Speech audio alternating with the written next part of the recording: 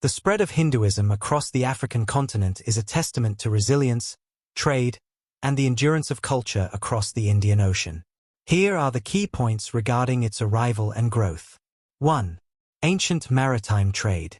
Long before colonial borders, Hindu traders from Gujarat and the Konkan coast navigated the Indian Ocean to East Africa. These merchants established small settlements in ports like Zanzibar and Mombasa, exchanging spices, textiles, and gold. This early contact laid a foundation of cultural familiarity centuries before formal migration. 2. The arrival of indentured labor. Following the abolition of slavery, the British Empire sought a new workforce for its colonies. Between 1860 and 1911, thousands of Indians, many of whom were Hindus from Uttar Pradesh and Bihar, arrived in South Africa. They brought their Vedic traditions and resilient faith to a challenging new environment. 3. Natal's sugar plantations. In South Africa, Hindu laborists were primarily assigned to the grueling sugar plantations of Natal.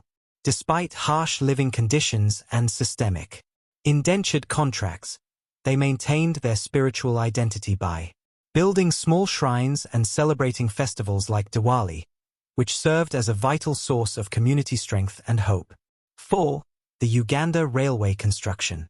Between 1896 and 1901, the British recruited over 30,000 workers from British India to build the lunatic line from Mombasa to Lake Victoria. A significant portion of these laborists were Hindus. Their presence introduced Hindu practices into the interior of East Africa, reaching as far as modern-day Kampala. 5. From laborists to artisans. Many Hindus who survived the perils of railway construction, including disease and wildlife attacks, opted to stay in Africa. They transitioned from manual labor to roles as skilled artisans, tailors, and clerks. This shift helped establish permanent Hindu urban communities in Kenya and Uganda, fostering long-term cultural integration. 6. The Dukawala phenomenon. Hindu traders, often called Dukawalas, moved into remote African villages to set up small shops, dukas. These traders became essential links in the local economy.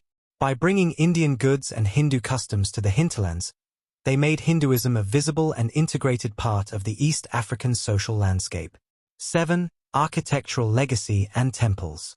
As Hindu communities prospered, they replaced modest shrines with magnificent stone temples.